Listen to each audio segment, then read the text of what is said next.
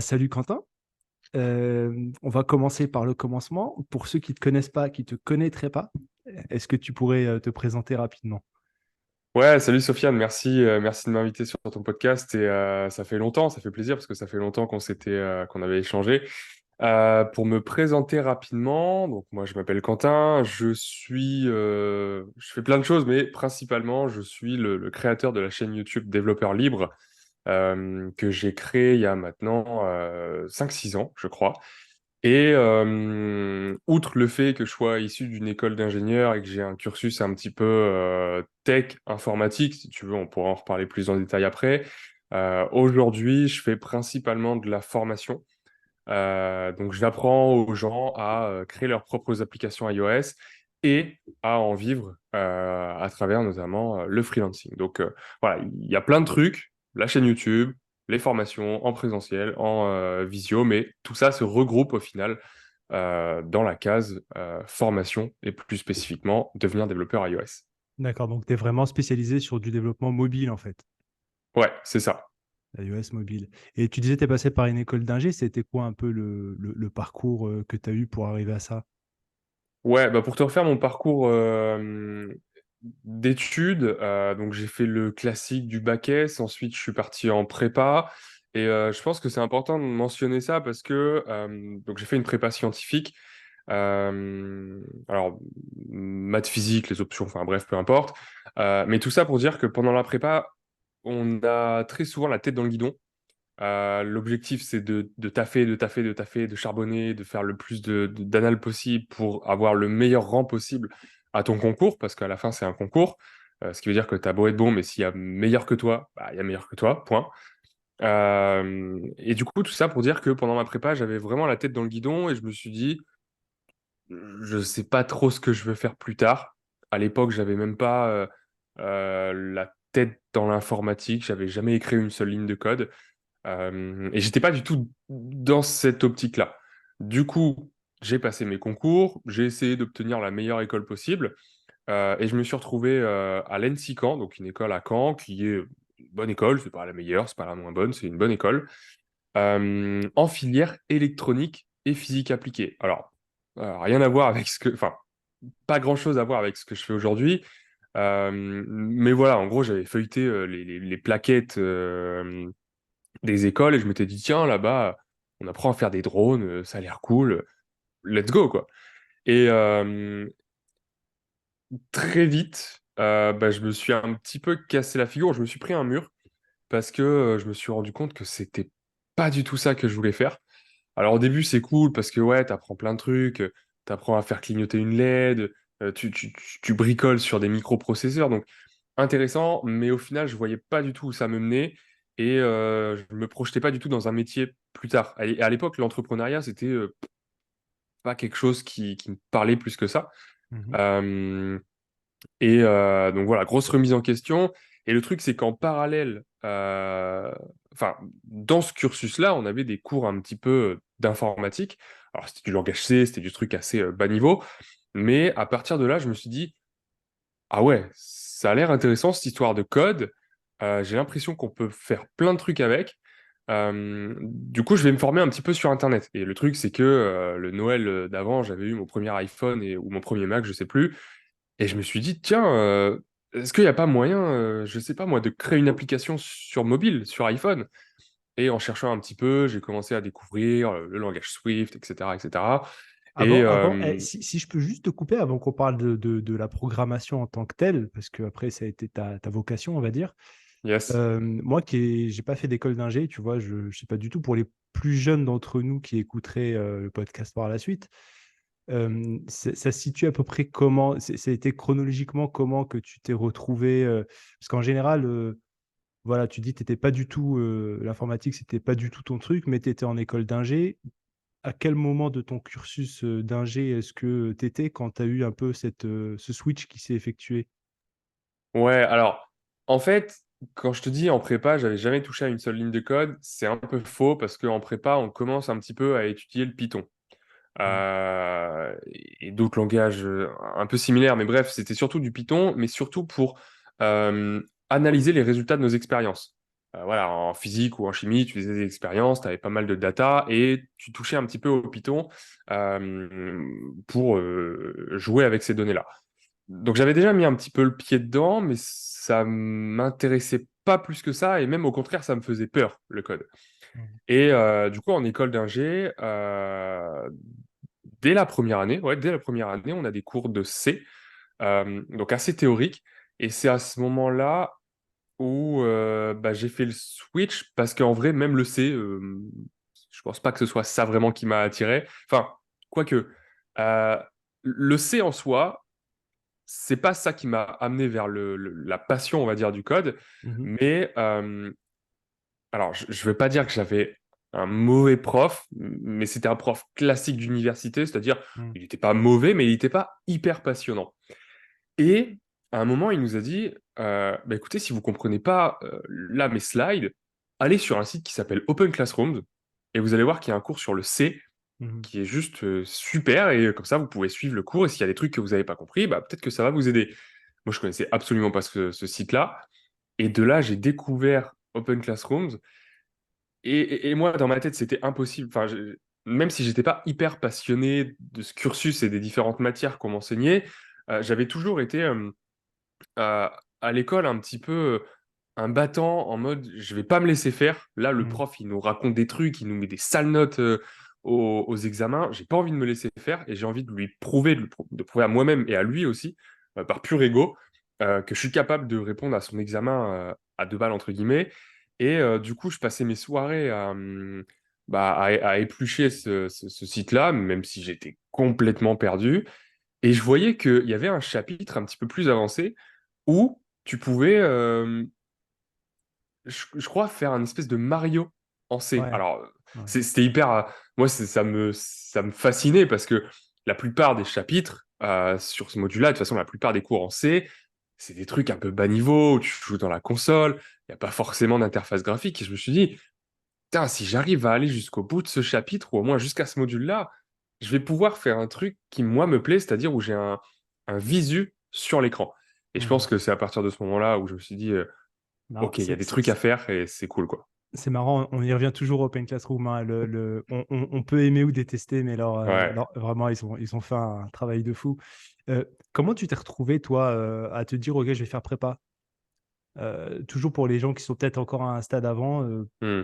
comment tu t'es retrouvé à te dire, je vais faire prépa et puis je vais faire du technique après le S? Est-ce que c'est la question, c'est vraiment, c'est quoi ta passion là-dedans? Qu'est-ce qui te motive, tu vois? Qu'est-ce qui te fait vibrer dans le fait de faire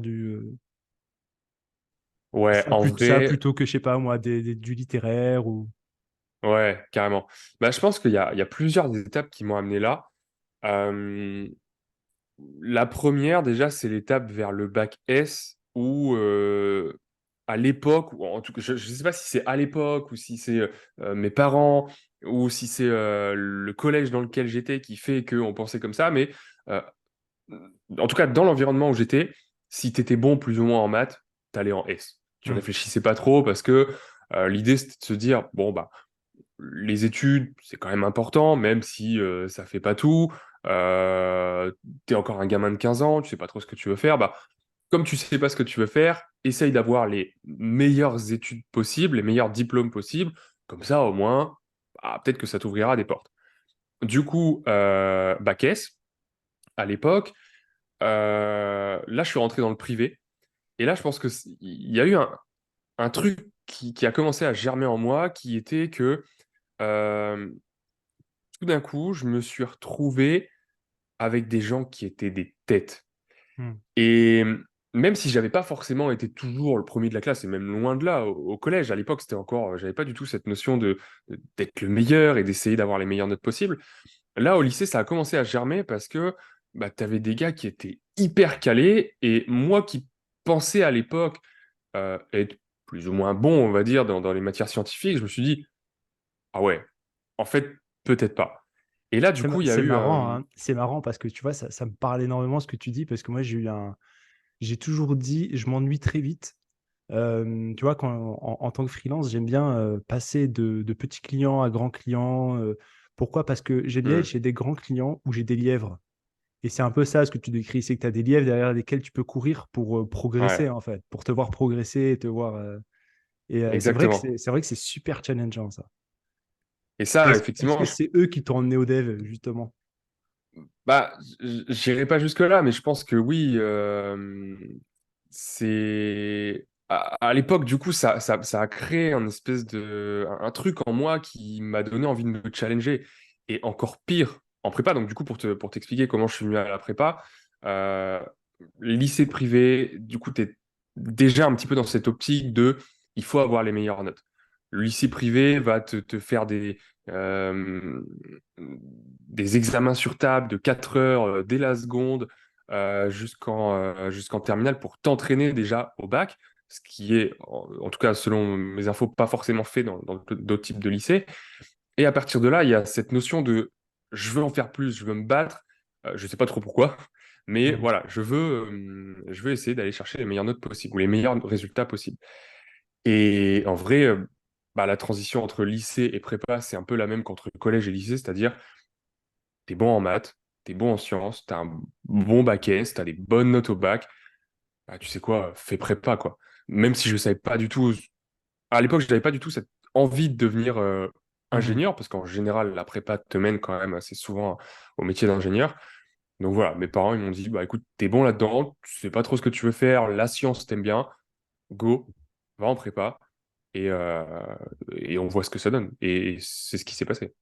Donc un peu là, tu parles de skills, les skills qui t'ont aidé à passer dans le dev et à performer un peu dans ce truc-là, c'est un peu ça, c'est se challenger soi-même et essayer de...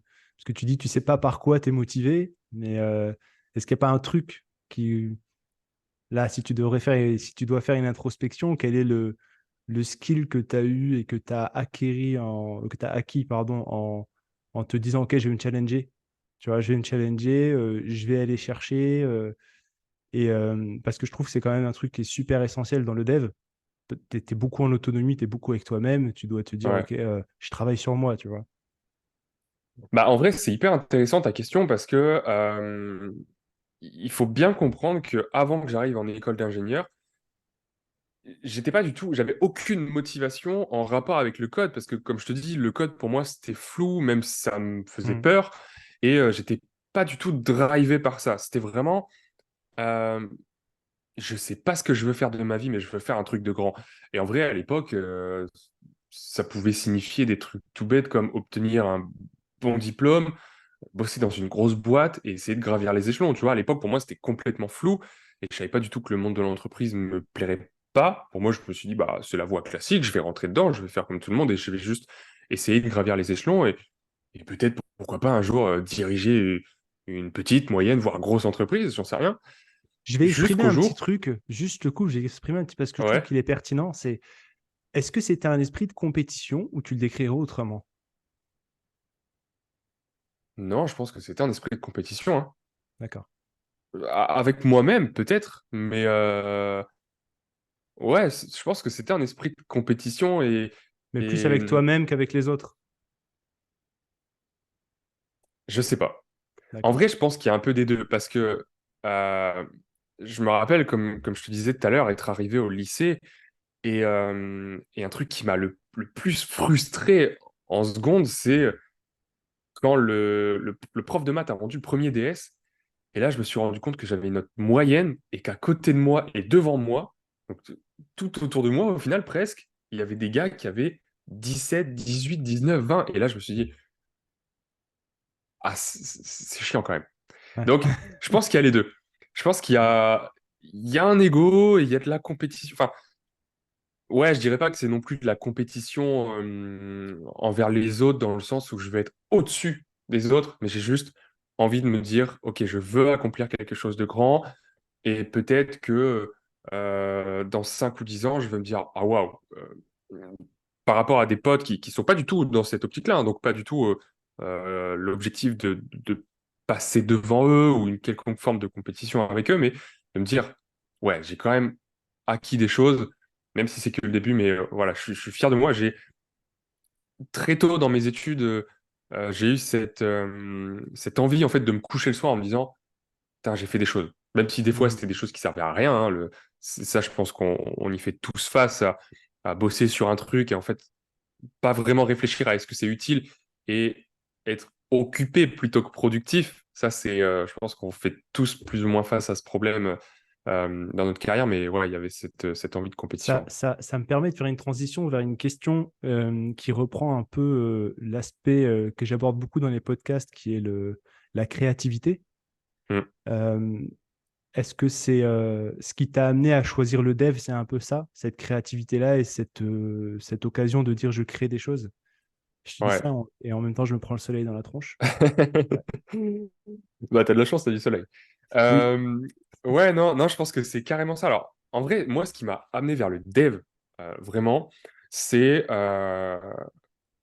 donc d'une part quand j'ai découvert le dev, parce que j'y suis pas allé en me disant, tiens, ça a l'air intéressant, je vais voir ce que ça donne, mais ça m'est plutôt tombé dessus, comme je te disais, avec les cours de C. Et puis, on avait aussi un petit cours, un petit peu de cours sur du HTML, CSS, du web, peu importe. Euh, mais c'est au moment où j'ai découvert ça, et en même temps, je me suis dit, avec le cursus que je suis en train de suivre en électronique, où je vois pas trop ce que je peux faire d'autre comme métier que bosser dans des grosses boîtes qui ont des gros moyens, faire de la R&D, bosser sur des cartes, etc. À ce moment-là, je me suis dit, je pense que j'ai envie de liberté, de pouvoir bosser où je veux, slash quand je veux, même si le quand je veux, ça veut dire toute la journée. Mais voilà, il y avait cette notion un peu qui a commencé à germer en moi de j'ai envie de créer mon propre métier. Et Mhm. à l'époque, j'avais que l'informatique devant mes yeux et je me suis dit, mais en fait, l'informatique, c'est le seul métier où tu as juste besoin d'un ordinateur et d'une connexion Internet. Mhm. Et là, je me suis dit, OK, on va peut-être réfléchir un peu à qu'est-ce qu'on peut faire pour essayer de se diriger vers l'informatique. Et je pense que c'est ça vraiment qui m'a attiré. Alors, bien sûr, il y a plein d'autres métiers qui peuvent se faire juste avec un ordinateur et une connexion, mais pour moi, il y avait que ce domaine-là qui m'attirait, que je connaissais et qui m'attirait plus ou moins, parce qu'à l'époque, ça a commencé justement à m'attirer. Et c'est vraiment l'aspect, putain, en fait, j'ai juste besoin d'un ordinateur et si je veux, je peux partir 2 semaines en vacances et faire du code. Ah. Même si à l'époque, je j'imaginais pas vraiment en vivre, mais très vite, forcément, quand tu fais des recherches, tu te rends compte que oui, c'est tout à fait possible de vivre du code en créant son entreprise, en bossant en freelance. Et on tombe assez vite sur ces notions de freelancing. Donc il y a un peu deux étapes. J'aimerais bien qu'on essaie de revenir sur les deux étapes. La première étape, c'est OK, j'apprends sur Open Classroom, je me forme en plus de ce qui m'est donné comme cours traditionnel. Et la fin de cette première étape, c'est je plonge dans le monde pro. Comment est-ce que tu as plongé dans le monde pro? Et ensuite, comment est-ce que du monde pro, tu es passé au monde, on va dire pas, c'est toujours du monde pro, mais au monde indépendant? Est-ce que tu es Hmm. passé direct, tu as sauté l'étape, ou est-ce que tu as eu une transition par un CDI ou par une alternance ou autre? Ouais, alors effectivement, c'est une question hyper intéressante parce que j'ai un petit peu sauté l'étape. Alors moi, j'ai eu la chance, enfin je considère que c'est une chance, de commencer à m'intéresser justement à l'informatique et à cette notion un petit peu de créer son entreprise, d'entrepreneuriat. Et encore une fois, je te dis, à l'époque, pour moi, c'était hyper flou. Je savais même pas ce que c'était un entrepreneur. Et donc ça, j'ai eu la chance de m'y intéresser assez tôt, notamment quand je suis rentré en école d'ingénieur. Donc pour te dire, là, je suis rentré en école d'ingénieur après une prépa, ce qui voulait dire qu'il me restait, on va dire, 3 ans avant Mhm. l'obtention de mon diplôme. Prépa, enfin, école d'ingénieur, bac+5, la prépa, c'est déjà 2 ans, donc il restait 3 ans. Et assez vite, du coup, je me suis intéressé à ce domaine-là et je me suis dit, je veux voilà, il me reste 3 ans, on va dire 2 ans et demi. Je veux qu'à la fin de mes études, j'ai la possibilité de soit rentrer dans une boîte, et c'est très bien, je fais comme tout le monde, je prends un CDI dans une boîte, à la Défense ou peu importe, soit je crée ma boîte et je choisis la liberté. C'était vraiment euh, pas du tout dans l'optique de me dire je veux escape la matrice et créer ma propre boîte, c'est je sais pas du tout ce que c'est le monde de l'entreprise, mais je veux avoir cette option-là si jamais ça me plaît pas. Et du coup, c'est à partir de là que j'ai commencé à créer ma chaîne YouTube euh, en me disant je vais peut-être essayer de me servir de la chaîne YouTube pour vendre des petits produits en ligne, des formations. Et c'est à ce moment-là que j'ai mis un premier pied ou un petit doigt de pied, en tout cas, dans l'infoprenariat. Et bah, de fil en aiguille, la chaîne YouTube a grossi. euh, et ce qui m'a amené du coup à la fin de mes études, donc 2 ans et demi après. Donc là, on passe beaucoup d'étapes, hein, on pourra revenir Mhm. dessus après en détail si tu veux. Mais voilà, début des études, enfin début de l'école d'ingénieur, je lance la chaîne YouTube. Je me force à tous les week-ends ou tous les soirs de la semaine à essayer de préparer la vidéo du week-end. Euh, le truc grossit petit à petit, je commence à vendre des produits à droite à gauche, ce qui me permettait de même pas de payer mon loyer, hein, mais voilà, je continue. Fin de mes études, stage en entreprise. Je fais mon stage en entreprise en tant que développeur iOS à Paris, malgré le fait que mes études, c'était enfin voilà, j'étais spécialisé en intelligence artificielle, machine learning, etc. Mes profs, quand ils ont vu mon stage, ils ont dit, t'es sûr de faire ça? Ouais. C'est pas vraiment de l'IA, c'est pas du machine learning, ça a rien à voir avec ce qu'on fait. C'était quoi T'es comme type sûr? d'entreprise? Alors, c'est une entreprise qui s'appelle Faber Novel. Et je les cite parce que franchement, un grand merci à eux. Ils m'ont vraiment apporté plein de choses. Et c'est une entreprise en fait qui fait du développement, tout simplement, du service, mais pas en mode ESN. Mhm. Ils sont vraiment, voilà, ils ont leurs C'est une, équipes et c'est une agence, quoi. Ouais, c'est une ouais, agence. c'est ça, c'est une agence. Et ils proposent du dev, enfin, ils proposent des packs avec du mobile, du front et aussi un petit peu de design ou de la stratégie marketing, etc. Et du coup, voilà, moi, je suis rentré comme apprenti développeur iOS, hein, parce que en soi, à l'école, on n'avait absolument pas étudié ce domaine-là. Moi, je m'étais formé à côté. Et merci à eux parce qu'ils m'ont fait confiance C'est une sur petite l'aspect. graine, c'est une petite graine qui a germé. Je vais me permettre un truc personnel parce que, et j'invite tout le monde à suivre ta chaîne, hein, Développeur Libre. Moi, je suis ta chaîne et je me souviens d'un passage où tu expliquais que t'aimerais bien avoir une agence et travailler sur des projets en agence, etc. Est-ce que ça a été un peu le modèle Est-ce que ça a été ce modèle quand tu es rentré sur le monde du travail, ça s'est bien passé et tu as vu ça comme un modèle et tu t'es dit, ben, pourquoi ne pas le reproduire, ça a l'air épanouissant. Ouais, en vrai, euh, T'as vu, c'est vrai que. j'ai fait mon taf, hein. T'as vu, je suis parti chercher les... Bien joué, bien joué. Non, c'est vrai que c'était une expérience hyper enrichissante. Euh, et ouais, forcément, comme. Alors, disons qu'à cette époque-là, pendant que j'ai fait mon stage, voilà, j'étais déjà un peu plus dans l'entrepreneuriat, ma chaîne YouTube commençait à bien marcher. Et l'aspect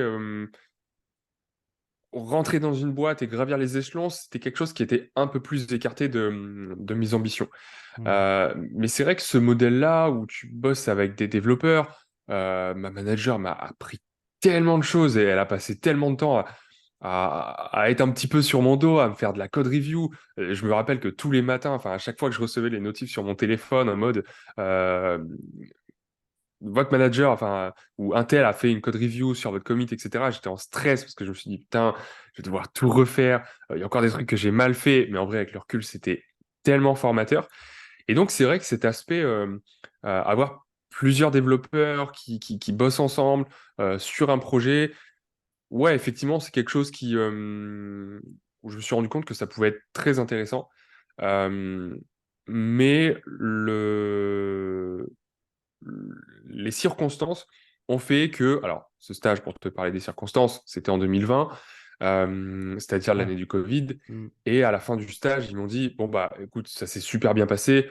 On aurait pu réfléchir à te garder. Je pense que ça aurait pu se faire pour passer sur un CDD ou un CDI.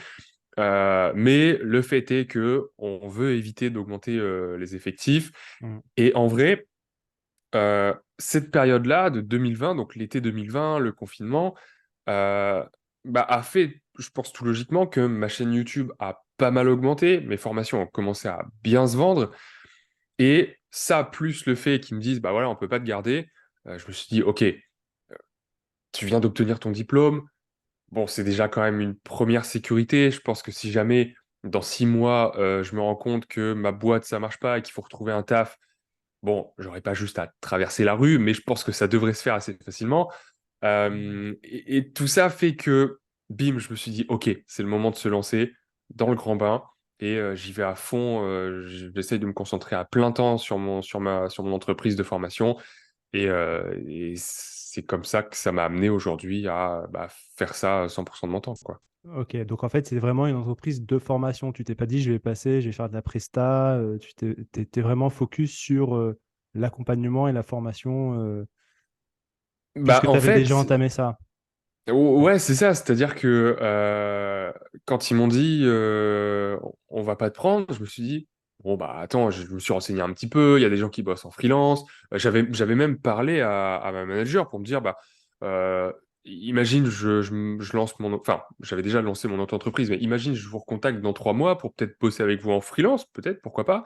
Elle m'a dit, bah, c'est pas quelque chose qu'on fait, mais oui, pourquoi pas. Donc j'avais déjà Hmm. cette notion de bosser en freelance pour quelqu'un, pour une entreprise, mais le fait est que l'activité de formation m'est un petit peu tombée dessus.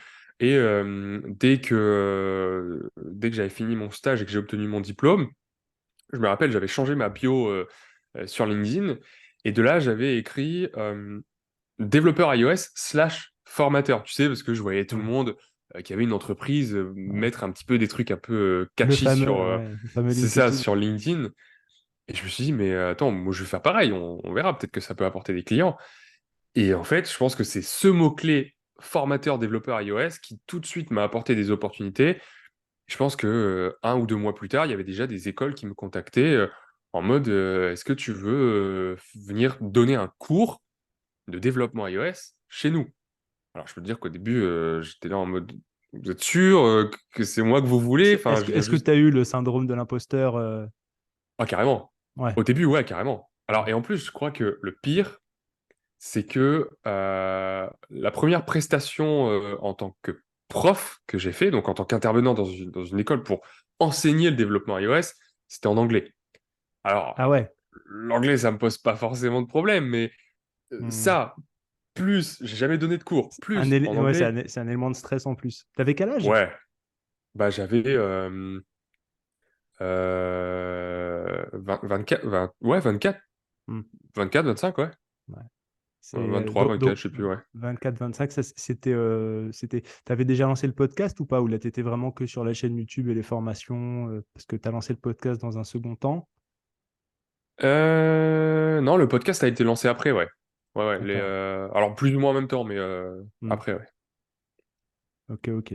Et tu fais beaucoup de contenu, de formation. Ça, c'est une question que je pose souvent aux gens qui font du contenu et de la formation. C'est comment est-ce que, parce que tu vois, tu parles du syndrome de l'imposteur, et pour avoir fait et pour faire de la formation moi-même, je peux pas en faire à 100% pour une raison qui m'est propre. Je me dis, il faut que je gère ma veille et ma montée en compétences pour pouvoir être légitime dans ce que j'apporte comme formation. Tu vois, par exemple, tu parlais de ton prof qui était un mauvais prof. Peut-être c'était aussi parce qu'il était décorrélé du marché. Il y a un truc, on en revient au Open Classroom, comme j'ai été mentor chez eux. Je sais pas si tu as été mentor chez eux à un moment donné. Non, non, j'ai fait des trucs pour eux, mais pas mentor. Et ben en fait, pour les mentors, ils obligent que le gars, il bosse, il soit dans Hmm. le, tu vois, et je trouve que c'est très pertinent parce que sinon tu te décorrèles du marché.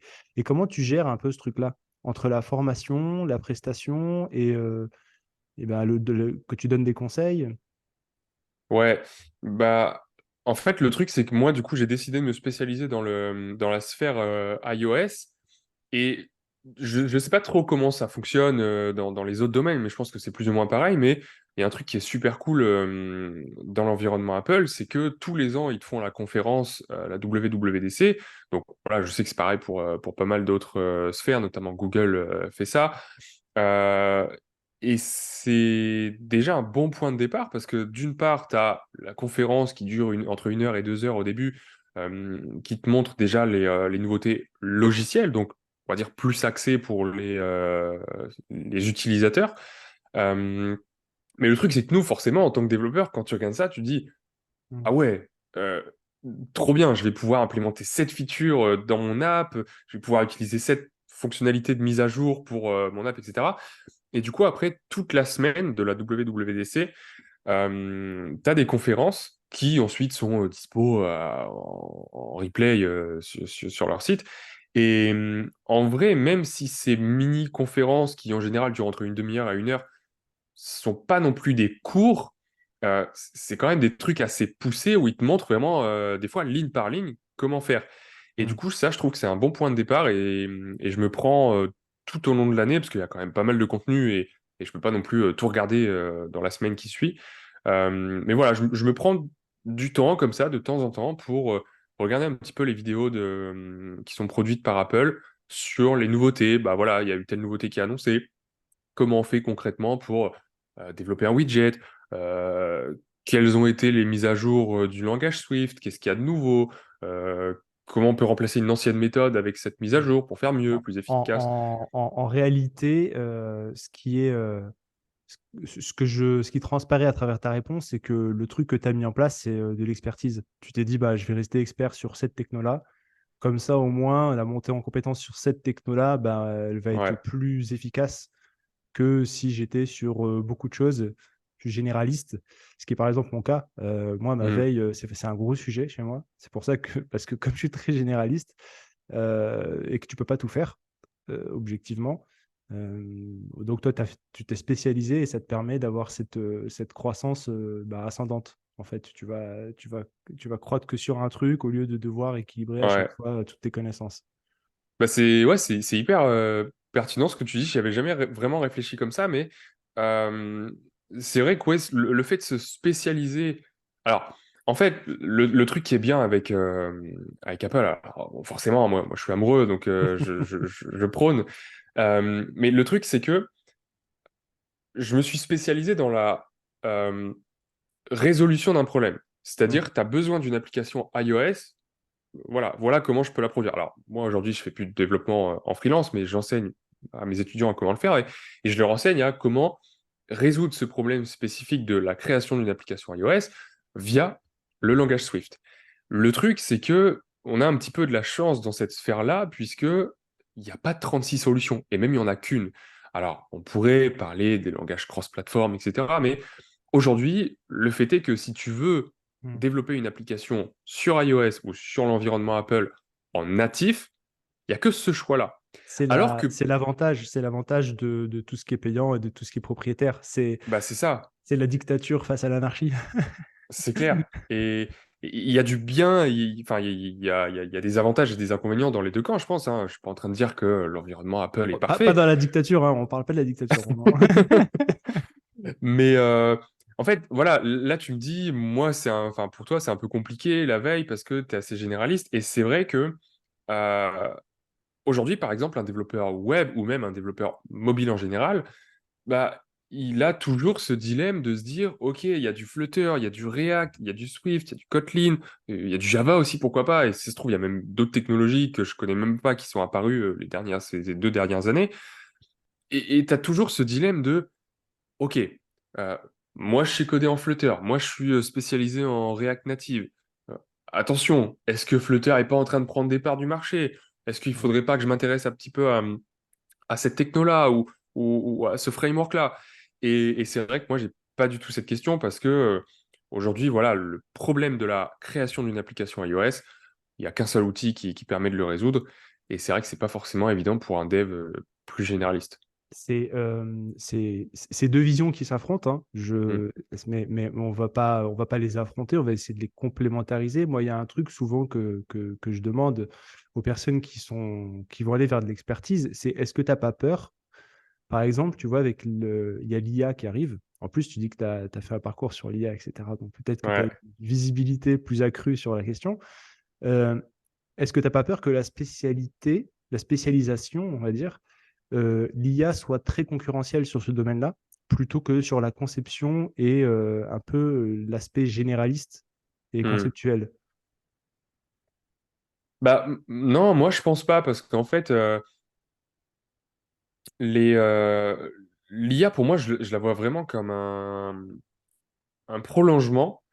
Et enfin, ou plutôt, je nous vois, nous, développeurs, comme un prolongement de l'IA. C'est-à-dire que on utilise l'intelligence artificielle pour faire les choses de base, et ensuite tout ce qu'un programme informatique, ce que l'IA ou ce que n'importe quel IA comme ChatGPT pourrait faire, enfin, ne peut pas faire justement, nous, on vient le faire. Mhm. Et du coup, ça nous élève, enfin, pour moi, c'est un peu comme l'apparition des robots, des caisses automatiques ou de toute automatisation qu'on a vu arriver dans une certaine industrie. Euh, oui, ça met des gens au chômage, mais d'un autre côté, ça nous donne aussi l'opportunité de d'utiliser notre cerveau de manière un petit peu plus poussée et de peut-être pas perdre du temps à essayer de réfléchir à comment créer un bouton, comment Ah, le centrer, etc., ce etc. que j'adore sur l'IA, moi je trouve que c'est un très bon, ça casse un peu l'ère industrielle où on faisait de nous des machines et ça nous amène à nous demander vraiment sur ce qui fait de nous des humains. Parce que Mm, être une machine, c'est pas vraiment être un humain et tout ce qui est un peu rébarbatif qu'un robot peut faire. Et donc même si tu te spécialises, et je comprends très bien ce que tu dis, tu vois, tu as toujours des aspects dans ton développement où la mise en place et la réflexion sur un truc avec trop de paramètres qu'une IA pourrait pas prendre en compte sous peine de puissance de calcul exponentiellement phénoménale, ben, nous, on sait le faire. Et donc, c'est là où on va rester vraiment se focus sur notre plus-value. mm. Bah, c'est ça, exactement. Et pour en revenir un peu à toi, ton parcours, etc., qu'est-ce qui, dans ton parcours, a été le plus difficile que ce soit des questionnements ou que ce soit des choses à mettre en place qui ont été très compliquées, que ce soit au niveau de l'entrepreneuriat ou du code, de l'apprentissage. Et qu'est-ce qui a été le plus facile? On dirait que c'est une question ouverte comme ça et qui te... Je dirais que en termes d'obstacles, euh, il y a eu un premier obstacle qui était alors, un petit peu syndrome de l'imposteur, mais pas tant que ça en fait. Euh, c'est juste que voilà, pendant mon stage de fin d'études, j'ai appris beaucoup de choses, et notamment sur l'aspect technique, iOS, voilà, comment structurer un projet, comment écrire du code propre, etc., etc. Et le truc, c'est que euh, ce stage-là, je l'ai fait avec une certaine technologie qui s'appelle UIKit. Donc, on va dire que c'est une branche, enfin, c'est une surcouche, on va dire, du Swift qui permet de créer des applications iOS. Et le truc, c'est que un an auparavant, Apple a annoncé un nouveau framework qui s'appelle SwiftUI et que j'avais pas du tout utilisé pendant Mhm. mon stage de fin d'études parce que voilà, c'était encore nouveau et puis forcément bah, il y avait des clients qui avaient besoin d'une compatibilité avec deux versions d'iOS antérieures et du coup forcément on pouvait pas utiliser cette nouvelle techno. Et du coup, je me suis retrouvé en fait en sortant de ce stage-là avec euh, dans ma valise une certaine compétence technique qui je savais allait être plus ou moins obsolète au bout d'un moment. Je Mhm. savais que c'était pas demain la veille parce que voilà, certaines entreprises utilisaient encore cette technologie-là. Mais voilà, Apple, clairement, dans son message, faisait comprendre que cette nouveauté SwiftUI était amenée à remplacer l'ancienne, entre guillemets, même s'il n'y a pas vraiment d'ancienne et de nouvelle, c'est juste voilà, une autre version. Et du coup, je me suis dit, mince, Mhm. là, je me retrouve tout seul. J'ai plus ma manager qui est H24 sur mon dos pour bah, me corriger, me dire non, là, t'as fait n'importe quoi, c'est pas comme ça qu'il faut faire. Comment tu vas faire? Comment tu Mhm. vas faire pour apprendre? Est-ce que tu vas réussir à apprendre aussi vite, de manière aussi poussée?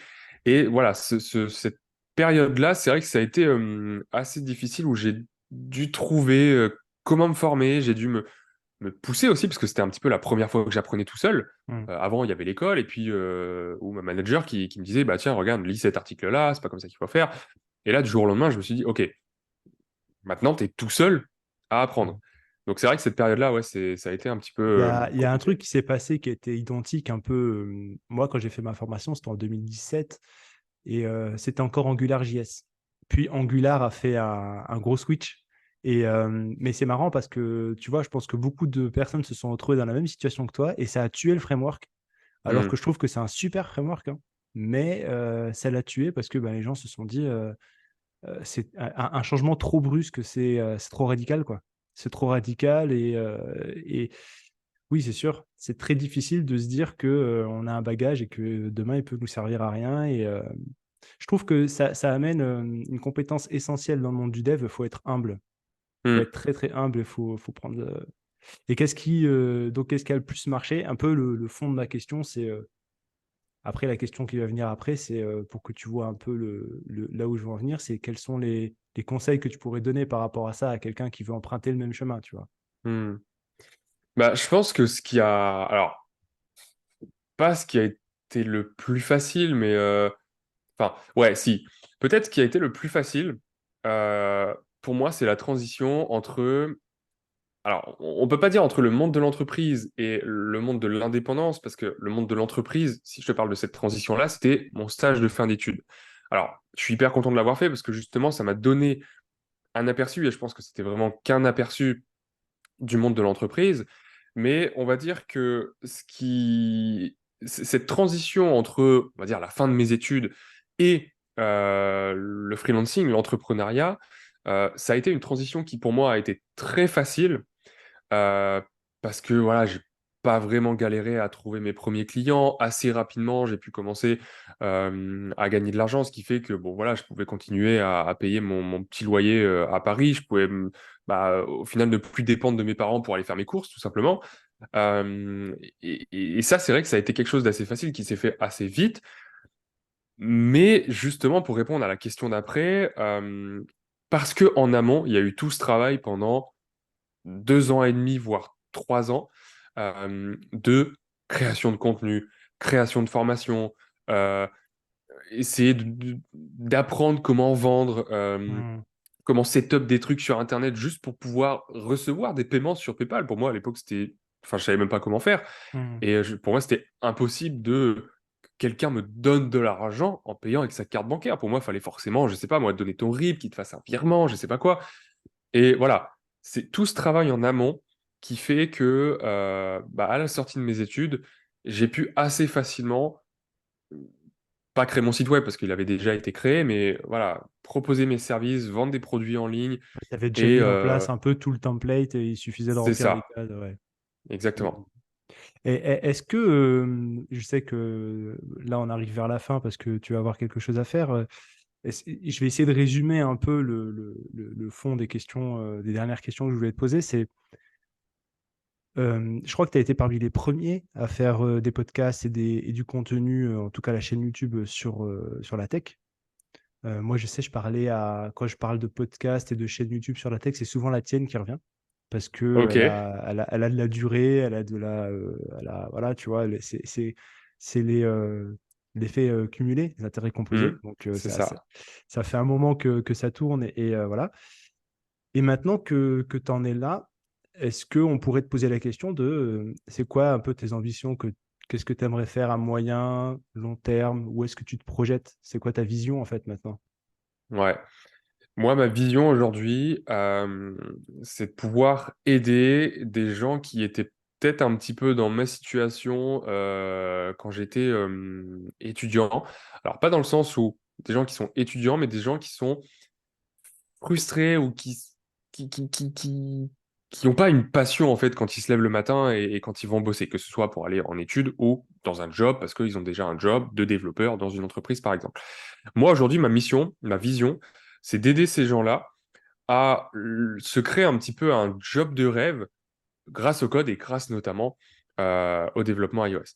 Alors, effectivement, ça fait très poétique dit comme ça, mais en vrai, quand je discute avec des potes qui ont pris un autre chemin, c'est-à-dire, enfin, un autre chemin que moi, c'est-à-dire le chemin du salariat, clairement, je me rends compte que même si aujourd'hui, pour moi, dans mon activité d'entrepreneur, tout n'est pas toujours tout beau, tout rose, des fois, j'ai juste pas envie de me lever, je me rends compte quand même que c'est un gros kiff par rapport à ce que eux font. En tout cas, je ressens pas toujours la passion quand ils m'expliquent leur job. Et je me dis, putain, j'ai quand même une sacrée chance aujourd'hui de bosser en freelance, entre guillemets, même si, encore une fois, je fais plus de développement en freelance. Mais voilà, mon objectif aujourd'hui, c'est d'aider des gens qui sont soit étudiants, soit salariés, à se lancer en freelance et à gagner leur vie grâce au code, tout simplement. Parce que, en tout cas, pour moi, c'est l'aspect entrepreneuriat, c'est quelque chose qui a été hyper bénéfique. Ouais, c'est l'aspect liberté, d'où le nom de la chaîne, C'est développeur ça, libre. exactement. Et Tu fais comment? Tu fais des séances de coaching, tu fais de l'accompagnement de... Et ben en fait, aujourd'hui, on est en train de tout revoir parce que donc jusqu'à présent, donc depuis 2020, je proposais des formations sur mon site, donc des formations classiques, on va dire, où tu as plusieurs dizaines d'heures de vidéos, des PDF, etc., pour t'apprendre techniquement à créer une application iOS. Donc ça restait vraiment autour du technique, même s'il y avait d'autres petites formations qui t'expliquaient un petit peu comment te lancer en freelance, comment lancer ton entreprise, etc. Mais voilà, le cœur de mes formations, c'était très technique pour apprendre à créer des applications iOS. Et aujourd'hui, on est en train de tout revoir. Je suis en train de m'associer avec un pote qui s'appelle Valentin et qui a beaucoup plus d'expérience que moi dans l'aspect freelancing, mais vraiment développeur freelance, parce que moi, effectivement, je connais le fait de créer une entreprise, de facturer, etc. Mais tout cet aspect bosser en freelance pour un client, moi, je le connais pas. Et du coup, je m'associe avec Valentin qui, justement, a cette expertise-là que je n'ai pas pour être hyper complémentaire et proposer quelque chose de beaucoup plus avancé que des formations parce que, on va pas se mentir, même si ça a profité à quelques personnes, mes formations techniques, il y a des gens qui, alors pas uniquement grâce à ces formations-là, parce qu'ils ont suivi d'autres parcours, ils ont suivi d'autres formateurs, mais voilà, mes formations ont peut-être aidé des gens à se lancer en tant que développeur iOS en freelance, mais je sais pertinemment qu'une simple, entre guillemets, suite de vidéos, même si tu as beau rajouter des fiches résumées, des conseils, etc., ça va jamais suffire. Et Mhm. du coup, justement, on est en train de réfléchir à quelque chose de beaucoup plus poussé où on accompagne vraiment les profils de A à Z sur l'aspect Ouais, ouais. technique. Ok, tu sais pas comment faire, tu n'as aucune compétence technique ou alors tu en as, mais pas dans la sphère iOS. On t'aide vraiment à acquérir cette compétence technique dans le développement iOS. Et en plus de ça, on t'aide à te vendre, à trouver tes clients, à créer ton portfolio. Et tout ça, on est en train de le packager et je Oui, et pense je que ça pense, va sortir très vite. tu prêches un convaincu parce que je pense que, tu vois, moi, ce que je fais beaucoup, j'ai un programme d'accompagnement et de coaching pour les gens qui sont en CDI, mais qui Mm. savent déjà dev, qui ont un gros, un background déjà, des mecs qui ont 3 5 ans d'expérience et qui veulent vraiment être indépendants et mettre en place, on va dire, quelque chose en mode agence, tu vois, de vraiment, vraiment solide. Et je me rends compte que quel que soit le stade auquel tu vas prendre un développeur, il y a beaucoup de ces notions-là qui sont un peu des lacunes et qui sont essentielles dans l'épanouissement, ne serait-ce que de pouvoir donner le choix, tu vois. Et, Mm. euh, et je pense que, bon, pour le peu qu'on a discuté ensemble, c'est quelque chose qui nous rassemble pas mal, d'essayer de transmettre un peu ce truc-là qui, même s'il est difficile, comme tu dis, c'est dur des fois de se réveiller le matin et il faut bûcher. Et même si le choix, c'est de travailler tout le temps, parce que quand tu travailles quand tu veux, des fois tu te retrouves à travailler tout le temps. C'est vrai que voilà, il y a l'aspect kiff et épanouissement qui est top. Bah, c'est Donc, ça, je pense que c'est vraiment. On en revient à ce qu'on disait au début, c'est l'envie de toujours faire plus, de faire grand, entre guillemets, enfin voilà, d'accomplir des choses. mhm, Et je pense que ça, c'est un truc primordial, en tout cas, si on veut se lancer dans l'entrepreneuriat, que ce soit en freelance ou monter sa boîte, peu importe. mhm. Et où est-ce qu'on peut te retrouver alors? On a parlé de la chaîne Développeur Libre, le podcast. Effectivement, on peut me retrouver sur YouTube en tapant développeur libre. Je pense que YouTube et son algorithme fera assez bien les choses. Ouais. Sinon, sur Instagram aussi, voilà, là j'essaye d'être régulier, ce qui marche assez bien en ce moment. Instagram, voilà, c'est un peu moins pour du contenu éducatif, mais c'est plus pour créer un lien entre ma communauté, pouvoir répondre aux questions plus facilement que sur les commentaires YouTube. Donc, développeur libre sur Instagram, pareil. Tu sais que je crois que je te suis même pas sur Instagram, parce que je suis assez nouveau sur Instagram, tu vois. Faut que je remédie à ce truc-là. Je comprends parce que moi, demain, quelqu'un qui me dit je suis sur Twitter, je dis ah bah écoute, je suis désolé, mais moi, je connais pas. Ouais, pareil. Euh, Bah écoute, on a bien parlé, là, ça va être la fin la fin des haricots, comme on dit. Est-ce que tu as un mot libre de la fin avec lequel tu aimerais conclure cette interview dans laquelle, franchement, j'ai pris pas mal de plaisir à écouter ta... Je sais pas si tu en avais beaucoup parlé de ton expérience et tout ça. Est-ce que tu avais C'est déjà vrai pu... que, ouais, pas souvent. Bah, alors, effectivement, j'ai déjà fait des podcasts, mais ça m'arrive pas souvent. Donc, c'est toujours un plaisir Hmm. de parler de tout ça et puis de faire aussi un travail introspectif, hein, parce que bah, tu m'as posé des questions qui m'ont fait réfléchir. Et non, le mot de la fin, je pense que c'est un peu ce qu'on disait juste avant, c'est-à-dire que cet aspect créer sa boîte, se lancer en freelance et essayer de créer quelque chose un petit peu de ses propres mains, parce que c'est toujours un petit peu ça, l'entrepreneuriat, surtout quand on débute. Bah, c'est quelque chose d'hyper intéressant, mais je pense que dans tous les cas, il faut avoir cette envie de créer et de pas se reposer sur ses acquis. Mais en même temps, je dis ça, mais voilà, quelqu'un qui forcément s'intéresse à l'entrepreneuriat a déjà ce trait de caractère Ouais, cette dans tous les dynamique-là, on cas. va dire. Donc, Hmm. ouais, ouais, ouais. Bah, en tout cas, merci beaucoup à toi. Et puis, à ceux qui sont restés jusqu'à la fin, il ne faut pas hésiter à aller s'abonner s'ils ne sont pas déjà faits à ta chaîne et à suivre ton podcast où tu délivres du contenu de qualité. Et encore une fois, merci à toi. Merci à toi.